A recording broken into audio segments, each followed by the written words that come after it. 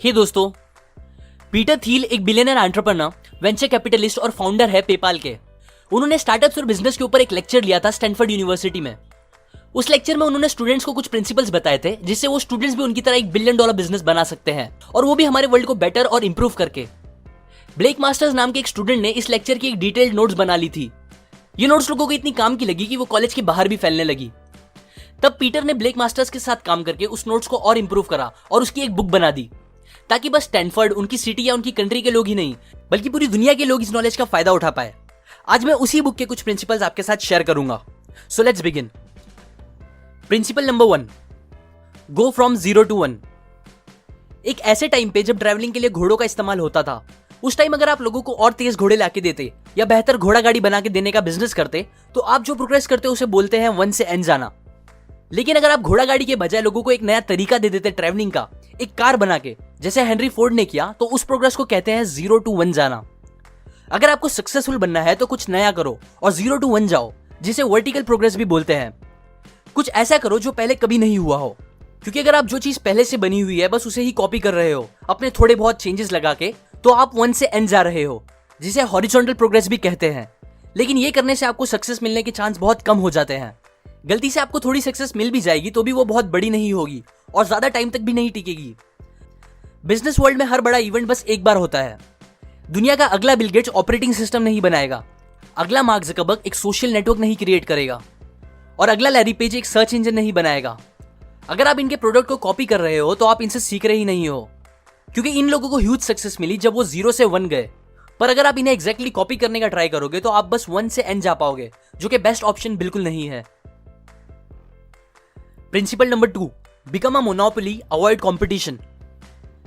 हम ऐसी सोसाइटी में रहते हैं जहां कंपटीशन को बहुत एनकरेजमेंट मिलता है। हमारा एजुकेशन सिस्टम बच्चों को बचपन से ही compete करना सिखाता है।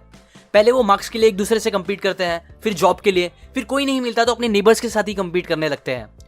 पड़ोसी से ज्यादा अच्छी कार रखना, उससे बड़ी टीवी रखना, ये सब स्टूपिड चीजें कंपटीशन बन जाती है। पर सच तो यह है कि कंपटीशन आपको मोस्टली हर चीज के लिए लॉस ही देगा। एजुकेशन सिस्टम और दूसरी चीजों के लिए कभी और बात करेंगे। बिजनेस में भी कंपटीशन जहर जैसा होता है। पीटर बताते हैं कि कंपटीशन और कैपिटलिज्म अपोजिट है। एक प्रॉफिट जनरेट करने से रिलेटेड है, जबकि दूसरा प्रॉफिट को खत्म करने से रिलेटेड है। आपके बिजनेस मार्केट में जितना ज्यादा कंपटीशन होगा उतना कम आप प्रॉफिट कमा पाओगे, फिर चाहे आपका बिजनेस कितना भी बड़ा क्यों ना हो।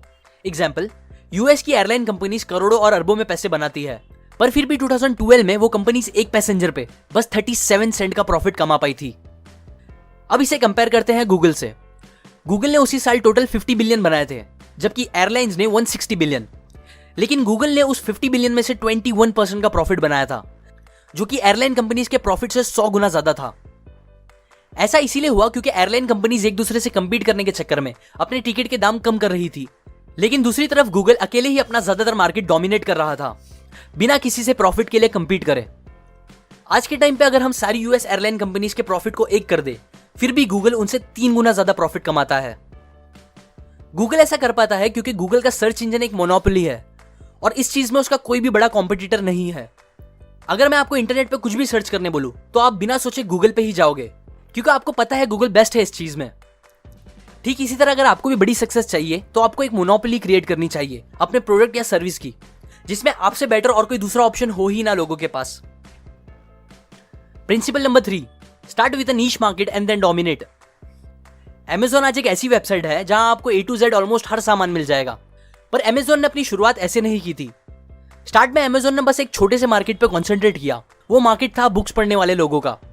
इससे पहले तक किताबें बस बुक स्टोर्स पर मिला करती थी, जिसकी वजह से बहुत सी बुक बहुत सर्च करने के बाद भी लोगों को मिल नहीं पाती थी और बुक पब्लिशर्स को काफी लॉस होता था। बट फिर Amazon ने एक ऑनलाइन बुक स्टोर बना के एक 0 to 1 प्रोग्रेस लाया, जिससे बहुत लोगों का बहुत फायदा हुआ। बुक्स के बिजनेस में सक्सेस मिलने के बाद Amazon ने और दूसरे बुक से रिलेटेड प्रोडक्ट्स जैसे सीडी, डीवीडी एक्सेट्रा बेचना स्टार्ट किया और फिर धीरे धीरे हर मार्केट को डोमिनेट कर दिया। ऐसे ही एक और एग्जांपल है खुद पेपाल का। पीटर थील ने स्टार्टिंग में ये नहीं चाहा कि दुनिया का हर इंसान ऑनलाइन पेमेंट करना स्टार्ट कर दे, बल्कि उन्होंने बस एक छोटे से नीश मार्केट पे फोकस किया। ये मार्केट था ईबे के यूजर्स का, जिन्हें हर दिन चीजों को खरीदने और बेचने के लिए चेक्स का यूज करना पड़ता था।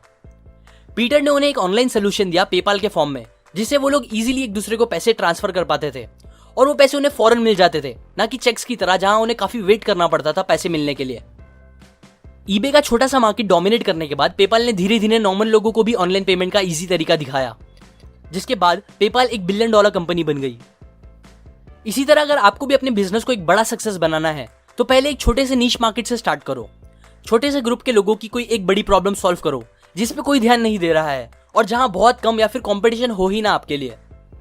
पहले वहां एकदम अच्छी सर्विस दो और फिर उसके बाद धीरे धीरे एक्सपांड करके रिलेटेड मार्केट को डोमिनेट करो।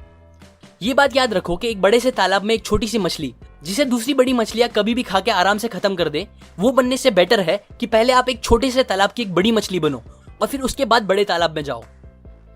जब आप ये सारी बातें याद रख के बिजनेस स्टार्ट करोगे तो आपके सक्सेस होने के चांस बहुत ज्यादा बढ़ जाएंगे।